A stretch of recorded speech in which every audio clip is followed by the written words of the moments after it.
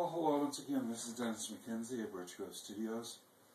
Like I said before, I'm making these videos for my students that I have so that they can review some of the exercises either before they happen or after they happen. If they miss some of it, I thought it might help to record some of these things.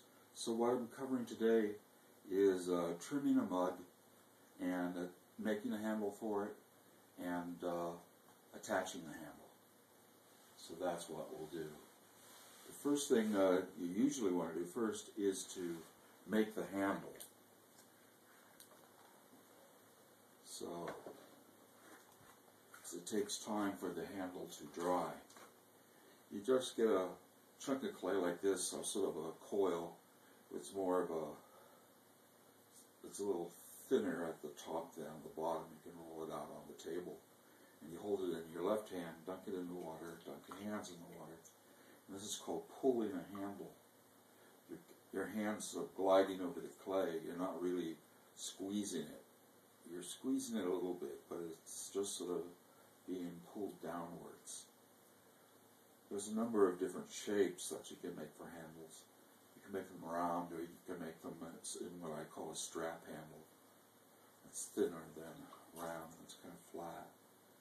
And that's the kind I like to make. But I keep turning it around because when I'm stroking the clay, this part gets thicker here because it's wider, and this part here is narrower. I would have a handle that would be too thick on one side and too thin on the other side if I were to stay in one place. So I just go like that with it, pulling it up and down. Not up and down, just straight down.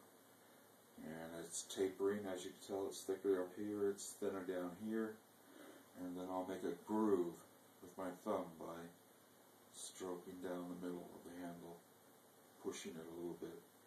Makes a nice sort of a decorative touch. And then you just pinch it off up here, lay your thing down, and lay the mug handle off to one side on a board. I usually make all my mug handles at one time. I made 20 something this morning, 27 or so.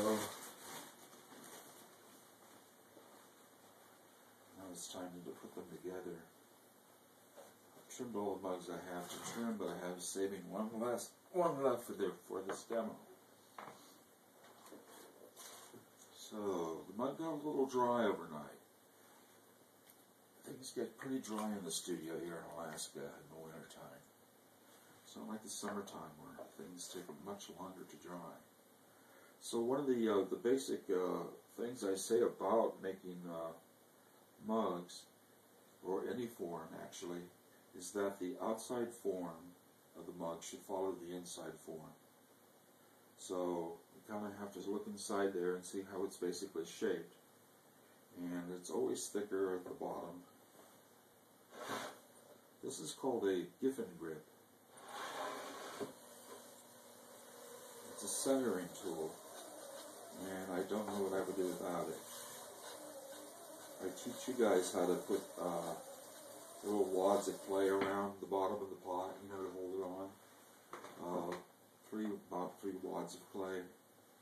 But we only have two of these guys in the studio, and one of them will only fit one wheel, and the other ones will fit the other wheels. So I hold this thing down with this plastic lid so that it kind of spreads the pressure around. I noticed when I was looking in there that there was looked like a plate crack around the edge. So I don't want to break this because this is a demo. Lost a few of them today just by going through the side.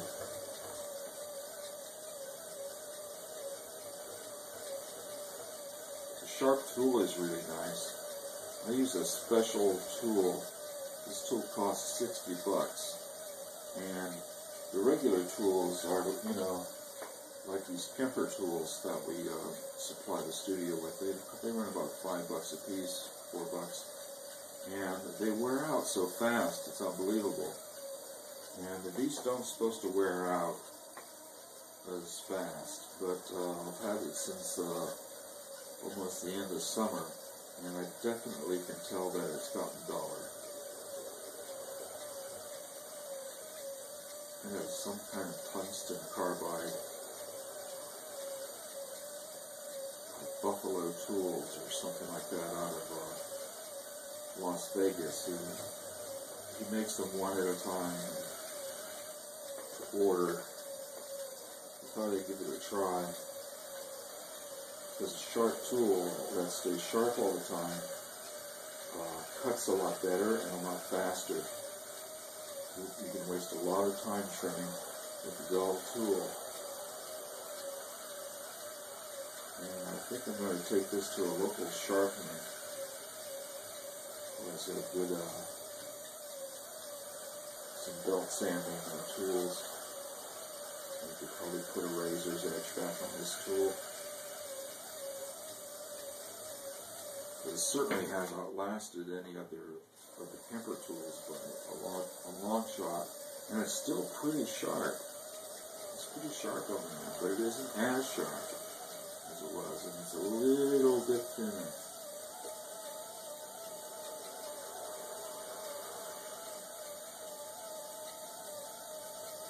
The trick is not to go through the bottom. That's what's nice about the Giffen grip. You can open it up like that. It's in two parts.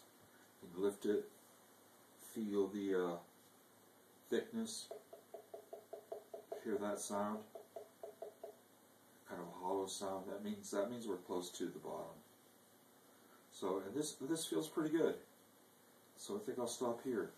I'm going to wet this again, just a bit because it's a little on the dry side. Set it off here. That'll be the mug I'll use for a demo to put on the handle. Turn off my wheel. And I like making all my handles sitting here at the wheel. And I'll put this guy away and bring up some of my tools I use. Don't use this and that. Don't need this. But I need the rest of these things. And let's wipe the wheel down. This bat board, I like using the formica side of this large bat. It's for like throwing platters or something. But I use this one here for just making handles or attaching the handles. So get the surface a little clean so the dry clay doesn't stick to the wet handles. Kind of thing. Part of it fairly smooth. So I have some handles up here. Let's see how they're doing. Yeah, that should work. The end's getting a little dry. Surprising, all I did was pull them and set them up here on the shelf, and they're pretty much ready. So, what did I do? You can see how dry the top is becoming. This is porcelain, so it absorbs the water pretty quick. So, what I will do first is make a multiple scratchings or score in the area. I've taken 3 needle tools and attached them together. I just want this a little bit damper here. We guarantee that the handle, if attached right in this method, will not separate from the pot. You might break a handle by dropping it or banging it against something, because they can break, but we guarantee that they will not break at the point of attachment. Don't guarantee you won't break it, but it's there. I've scored my surface area. You can see it looks rather large. And that's on purpose. Then I cut the handle with a slight curve into it, so it'll go easier on the mother. Let's see that. Bring that up against my side here. And scratch the end of the tool on the end of the handle pretty good. Attach some slip to it. Hold the handle like this, not like this. Take it over to the edge of your wheel so that the other part can hold down. And what you're basically doing is pushing. I'll try to get it into the camera's view. Like I said, you can use your zoom tool to zoom in. And so to push and squeeze this handle on. Then it gets stroked like this into those other grooves, as you can see still here. I'm doing this a little awkwardly because I'm trying to let you guys see what I'm doing. So I'm used to doing it like this.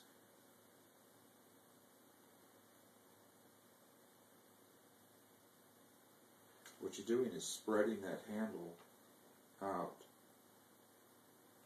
You pushed it in so it bunched up, and then you're spreading the handle into those cracks so it looks like it's growing right out of the side of the pot.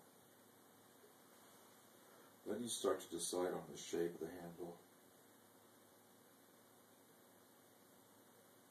You certainly don't want to get your handles too dry, but nor should they be too wet to attach, otherwise they won't hold their shape and they'd be all floppy. Maybe something about like that.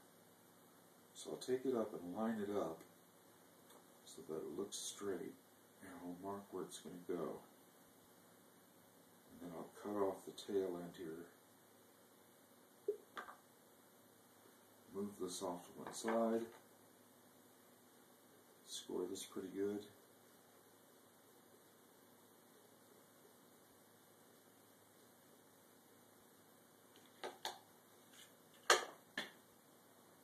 Add some slip. How wet is that? It's pretty wet. Push it on a little bit. And then use a stamp so that it's sort of a signature. Rock it back and forth until it makes the impression. Then lately I've been going like this with the handles. It was a little on the dry side, so they're making a little bit of a form here to the base of the handle.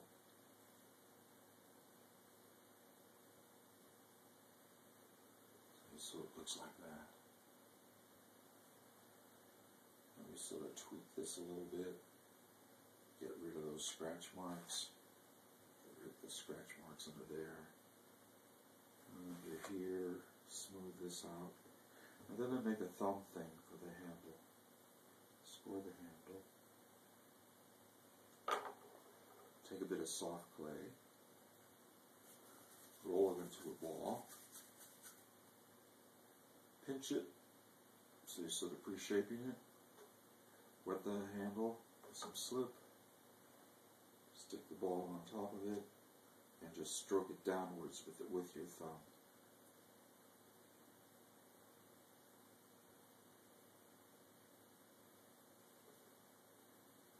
And then give the handle the final touch, final shape. Check to make sure there's not too many boo-boos on the lip, and make sure it's nice and round and smooth.